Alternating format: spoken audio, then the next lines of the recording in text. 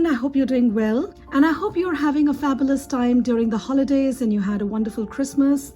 So today I have my 10 most worn niche perfumes, and honestly I had a pretty hard time narrowing down to just 10 perfumes because I did wear so many of them. Also, I wanted to point out that I realized I had included a niche fragrance by mistake in my designer edition, which was the Solenotes fragrance. I'm sorry about that. I will include the 10th designer fragrance at the end of this video.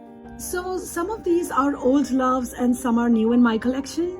And a few of them are unisex. Actually, the latter half for sure are all unisex fragrances. So if you're interested, please keep watching. And also before we start, I would really appreciate if you would consider subscribing to my channel. And remember to hit the bell icon so you don't miss any videos.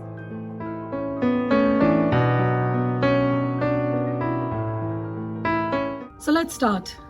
First up is Rosa Fizz from Guerlain. I have featured this in my videos quite a few times. This one was love at first sniff, and I have 3 bottles of this perfume. Yes, 3. This is a very lovely fruity rose fragrance.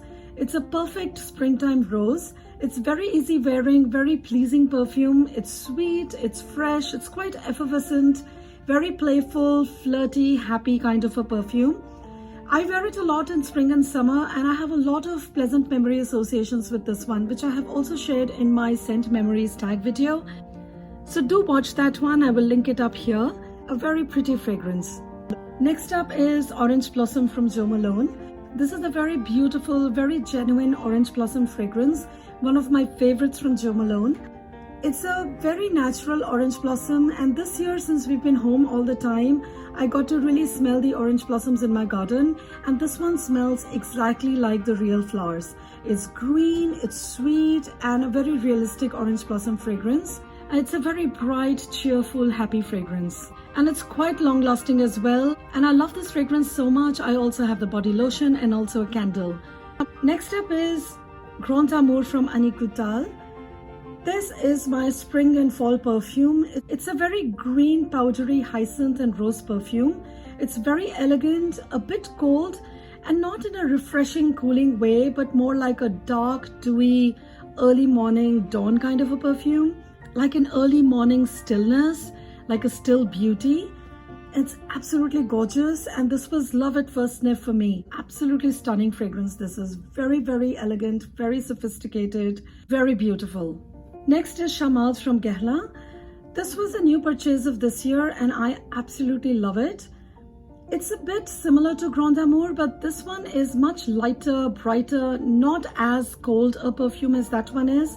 And this one is also very green and powdery floral with a lot of hyacinth and galbanum. It's a soft, sophisticated perfume, and I wore it a lot in the evenings and bedtime just to feel a little bit special and dressed up. But it's not only an evening perfume, it's a great daytime fragrance as well. An absolutely beautiful classic. Next up is Rose Milano. This was a new purchase as well. A very pleasant blind buy. I have reviewed it, which I will link up. It's a very soft, green, woody rose chypre. Very modern and sophisticated, very pleasant.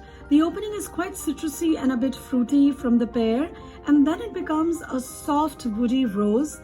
And the patchouli here is quite soft, very different from the heavy rose patchouli perfumes. This one is a more spring summer perfume, and I have really enjoyed wearing this. And you can see I have used quite a bit of this one. Next up is Dior Essence from Dior. Now this one is a gorgeous chypre, very green, mossy and spicy, and it's quite dry, very spicy, earthy and woody in the dry down.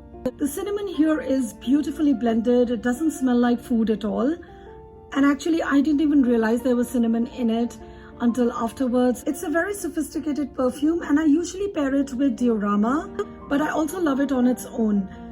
Although this is a vintage perfume, more than half a century old, but this has been reformulated and it still smells very relevant and absolutely beautiful. It's made for an elegant and sophisticated woman or man. Next up are 2 perfumes from Serge Lutens. Both these are new to me this year, and I have reviewed them and I've also featured them a lot on my channel, so I won't go into a lot of details. All I'll say is that they're both quite gorgeous and I have been enjoying wearing them a lot. They are very well made, Santal Majuscule is a stunning, sweet, rosy sandalwood fragrance which turns quite animalic on me, and I absolutely love it. La Fille de Perla is a beautiful, intense rose perfume, very peppery, dry, and a smoky rose. Very deep and quite dark, very velvety. Absolutely beautiful if you love roses. I have worn these quite a bit in fall and winter this year.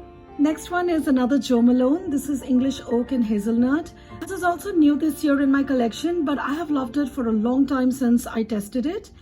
This is a very beautiful, nutty, woody perfume. Starts out a bit sweet, but it dries down to a very lovely, slightly bitter oak.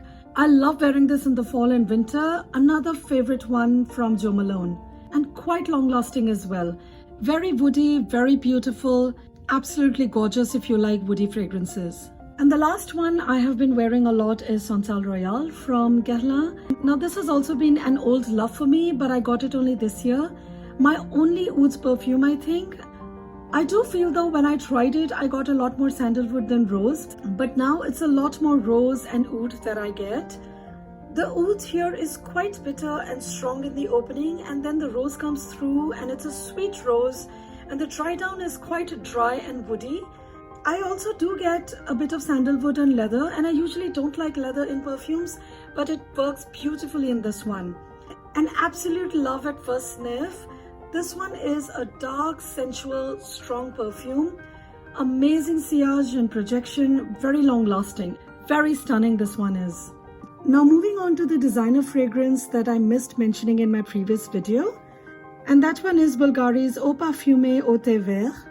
Now this is a lovely green tea fragrance. I have always loved it, and it also has many pleasant scent memories, which I've also talked about earlier in the scent memories video. The green tea note is quite dominant here and stays throughout, which I absolutely love. It starts out quite green and citrusy, also very spicy, and I get some florals, and the dry down is quite woody, sweet and floral and powdery, almost like baby powder but with tea.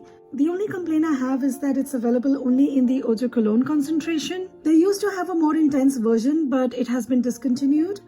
So it doesn't last long at all. It disappears quite quickly, and it doesn't help even if I overspray. It will stay only as long. So the only way to enjoy it is to keep reapplying. Still a very beautiful fragrance.